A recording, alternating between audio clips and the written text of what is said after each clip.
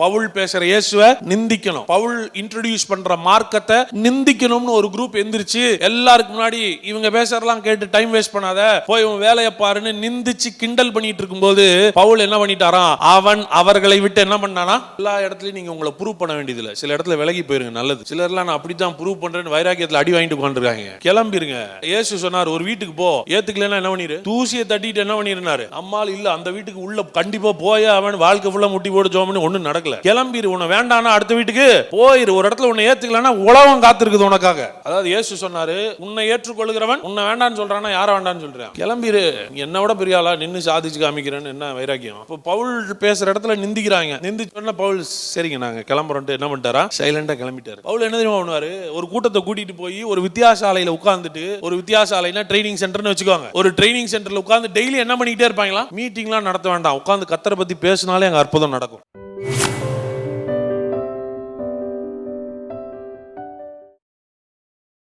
ராஜ்யத்துல கத்தர் ஒரு மூவ்மெண்ட் எப்படி தொடங்குறார், ஒரு புதிய காரியத்தை எப்படி தொடங்குறார்னா பேசி தொடங்குகிறார். எப்படி பேசுகிறார், யாரோ ஒருவரை அனுப்பி பேசுகிறார். இப்படி நீங்க கேட்கும் போது நீங்க என்ன பண்ணணும்னா அதை பிலீவ் பண்ணி அதை எக்ஸ்பெக்ட் பண்ண தொடங்கணும். பிலீவ் பண்ணி எக்ஸ்பெக்ட் பண்ண தொடங்கணும். அப்போஸ்தலர் 19ஆம் அதிகாரம் 9ஆம் வசனத்திலிருந்து வாசி. ஆக்ட்ஸ் 19:9.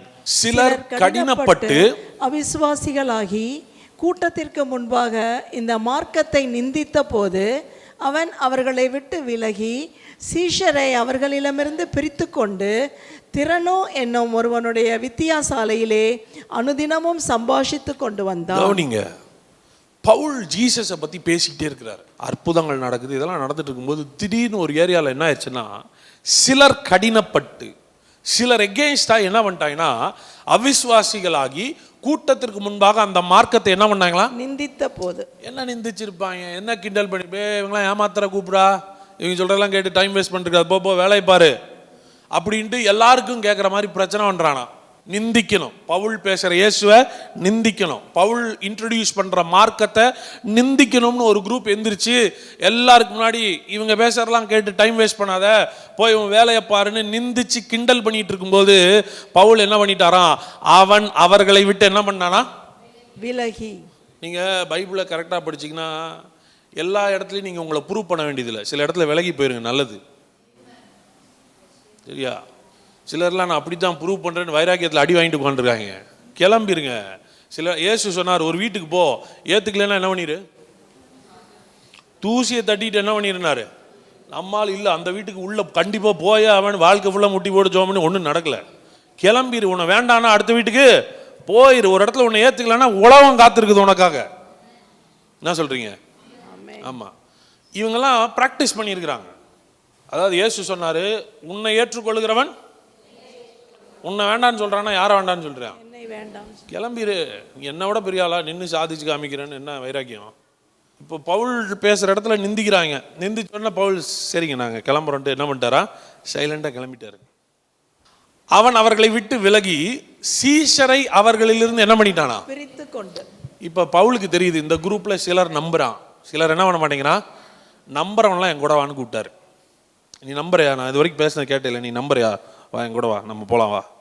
ஒரு குரூப்பை இயேசுவை விசுவாசிக்கிற, பிரசங்கத்தை கேட்கிற, நம்பிக்கை உடைய ஒரு குரூப்பை பிரித்து கொண்டு திறனோ என்னும் ஒருவனுடைய வித்தியாசாலையிலே அனுதினம் என்ன பண்ணிட்டு இருந்தாராம், கொண்டு வந்தான். பவுல் என்ன தெரியுமா பண்ணுவாரு, ஒரு கூட்டத்தை கூட்டிட்டு போய் ஒரு வித்தியாசாலையில உட்கார்ந்துட்டு, ஒரு வித்தியாசாலைனா ட்ரைனிங் சென்டர்னு வச்சுக்கோங்க, ஒரு ட்ரைனிங் சென்டர்ல உட்கார்ந்து டெய்லி என்ன பண்ணிக்கிட்டே இருப்பாங்களா,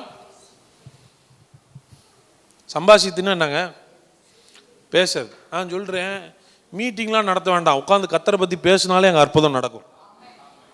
வாட் ஆர் யூ ஸ்பீக்கிங், பேசி கொண்டிருந்தார்கள், சம்பாஷித்து கொண்டிருந்தார்கள்.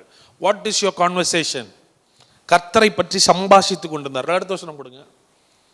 சம்பாஷித்து கொண்டிருந்தான் 2 வருஷ காலம் இப்படி. அப்ப 2 வருஷம் பவுல் என்னதான் பண்ணிட்டு இருந்தாரு, 2 வருஷம் டெய்லி என்ன பண்ணுவாங்களா, வருவாங்களாம், பேசுவாங்களாம், கிளம்பிடுவாங்களாம். நம்ம வாரத்துக்கு 2 நாள் தான் வரோம், அது இப்போதான். இது வரைக்கும் வாரத்துக்கு 1 நாள் தான் வந்துட்டு அவங்க டெய்லி 2 வருஷம் டெய்லி ஒன்றா வருவாங்க, உட்காந்து பேசுவாங்க, சாப்பிட்டு என்ன பண்ணிடுவாங்க, நான் சொல்றேன், பேசினால இப்ப என்ன நடக்குதுன்னு மாத்திரம் பாருங்களேன். 2 வருஷ காலம் இப்படி நடந்ததினாலே ஆசியாவில் குடியிருந்த யூதரும் கிரேக்கரும் ஆகிய எல்லாரும் கர்த்தராகிய இயேசுவின் வார்த்தை என்ன பண்ணிட்டே இருந்தாங்களா? கேட்டார்கள். அப்போ புதுசா ஆள் வந்து என்ன பண்ணிக்கிட்டே இருக்குது, கேட்டுக்கிட்டே இருக்குது, இவங்க உட்காந்து பேசிக்கிட்டே இருப்பாங்க கர்த்தரை பத்தி. அடுத்த வசனம். பவுலின் கைகளினாலே தேவன் விசேஷித்த அற்புதங்களை செய்தருளினார். 2 வருஷத்துக்கு அப்புறம் என்ன ஆயிடுச்சு தெரியுமா? பவுலின் கைகளில் அற்புதம் செய்யல, என்ன செஞ்சாராம்? ஏன்னா அற்புதம் அவர் ஏற்கனவே செய்வார். அற்புதம் அவருக்கு நார்மல். அவர் வஸ்திரத்தை வாங்கிட்டு போய் என்ன பண்ணிடுவாங்க, சுகமாக்கிட்டு வந்துடுவாங்க. அற்புதம்லாம் பவுலுக்கு நார்மல். இப்போ 2 வருஷம் பேசின பேச்சில் இப்போ என்ன ஆயிடுச்சுன்னா கிரியேட்டிவ் மிரக்கிள்ஸ் நடக்க ஆரம்பிச்சிருச்சு. விசேஷித்த அற்புதங்கள்னா கிரியேட்டிவ் மிரக்கிள்ஸ். கிரியேட்டிவ் மிரக்கிள்ஸ்னா இப்போ என்ன சொல்றது? இப்போ ஒரு முடவன் சப்பானி எந்திரிச்சு நடத்தினானா அற்புதம், கண்ணு திறந்துருச்சுன்னா அற்புதம், குஷ்டரோகி சுகமாயிட்டானா அற்புதம். ஏன் செத்தவன் உயிரோட வந்தாலும் அது என்னதான், அது அற்புதத்தின் லிஸ்ட்ல தான் வருது. ஆனா பவுலை பத்தி சொல்லப்பட்டிருக்கிறது விசேஷித்த. அப்படின்னா நான் என்ன தெரியுமா சொல்றேன், கையே இருந்திருக்காது அவனுக்கு, கையை பிடிச்சிட்டு அவனுக்கு கை வந்துருந்துச்சுன்னு வைங்களேன், அதுக்கு பேர் தான் கிரியேட்டிவ் மிரக்கிள்ஸ். இன்னைக்கு அதை செய்யறாங்க தெரியுமா உங்களுக்கு? ஆமென்.